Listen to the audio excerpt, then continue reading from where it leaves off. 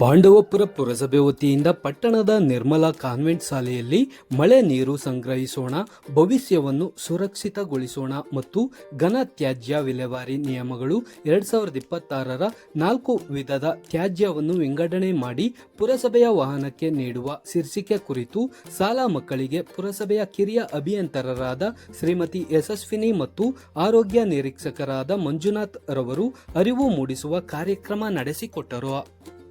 ನೀರು ಜೀವನದ ಮೂಲ ಸಂಪನ್ಮೂಲವಾಗಿದ್ದು ಅದರ ಸಂರಕ್ಷಣೆ ಇಂದಿಗೆ ಅಗತ್ಯವಾಗಿದೆ.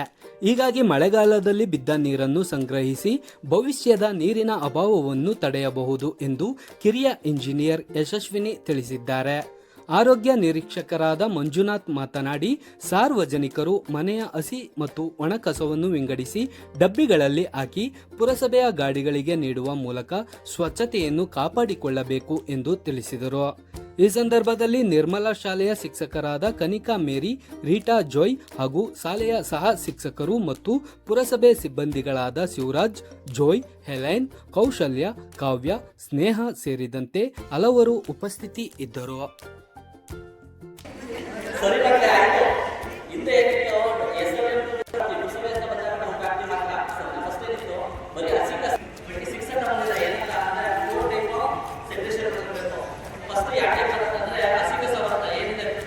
ಕಿಚನ್ ವೇಸ್ಟ್ ಎಲ್ಲ ಬರ್ತದೆ, ಅದೆಲ್ಲ ಹಸಿ ಕಸ ಬರುತ್ತೆ.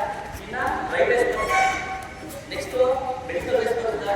ಮೆಡಿಕಲ್ ವೇಸ್ಟ್ ಅಂದ್ರೆ ಆಧಾರವಾದ ವೇಸ್ಟ್ ಅಂತೀವಿ. ಈ ಮೆಡಿಕಲ್ದು ಸಿರಪ್ ಬಾಟಲ್ಸ್ ಎಲ್ಲ ಇರ್ತಲ್ಲ, ಮನೇಲಿ ಏನೇನು ಉಪಯೋಗಿಸ್ತೀವಿ ಅದು. ನೆಕ್ಸ್ಟ್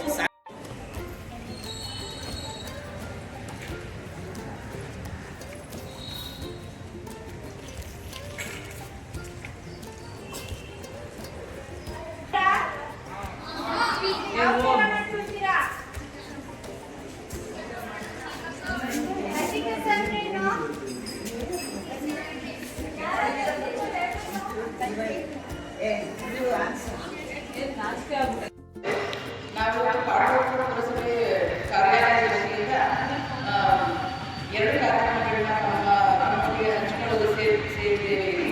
ಮೊದಲನೇದಾಗಿ ಖ್ಯಾತಿ ನೇಮಕ ಕಾನ್ಸೆಪ್ಟ್ ಬಗ್ಗೆ ಒಂದೆರಡು ವಿಷಯಗಳನ್ನ ಹಂಚಿಕೊಳ್ಳೋಕ್ಕೆ ಬಯಸ್ತೇನೆ. ನಮ್ಮ ದಿನಕ್ಕೆ ನಮ್ಮ ಭೂಮಿಯ ಅಂತರ್ಜಲ ಮಟ್ಟ ಕುಸಿತಾ ಇದೆ. ಏನಂದರೆ ನಾವು ಹೆಚ್ಚಾಗಿ ನೀರನ್ನು ಉಪಯೋಗಿಸ್ತೀವಿ, ಹಾಗೆ ಭೂಮಿಗೆ ನೀರಿನ ಗುಣಮಟ್ಟದ ವ್ಯವಸ್ಥೆಯನ್ನ ನಾವು ಮಾಡಿಲ್ಲ. ಹಾಗಾಗಿ ಈ ಮಳೆಯ ಏನು ಬರುತ್ತೆ. ನಮಸ್ಕಾರ. ಈ ದಿನ 1/8/2026ರಂದು ಪಾಂಡವಪುರ ಪುರಸಭಾ ಕಚೇರಿ ವತಿಯಿಂದ ನಿರ್ಮಲಾ ಪ್ರಾಥಮಿಕ ಪ್ರೌಢಶಾಲೆ ಆವರಣದಲ್ಲಿ ಕ್ಯಾಚ್ ದಿ ರೈನ್ ಅಂದರೆ ಮಳೆ ನೀರು ಸಂಗ್ರಹಣೆ ಬಗ್ಗೆ ಒಂದು ಪ್ರಾತ್ಯಕ್ಷಿಕೆ ಮತ್ತು ಅದ್ರ ಬಗ್ಗೆ ವಿವರಗಳನ್ನು ಮಕ್ಕಳಲ್ಲಿ ವಿದ್ಯಾರ್ಥಿಗಳ ಮುಖಾಂತರ ಜಾಗೃತಿ ಮೂಡಿಸುವ ಸಲುವಾಗಿ ಹಂಚಿಕೊಳ್ಳಲಾಯಿತು.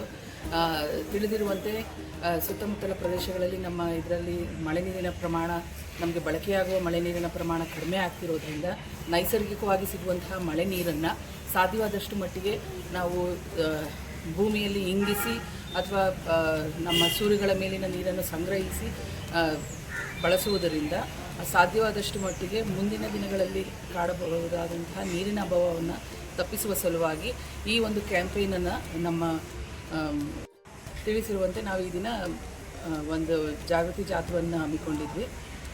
ಈ ಎಲ್ಲ ಮಾತನ್ನು ತಿಳಿಸ್ತೇನೆ. Thank you.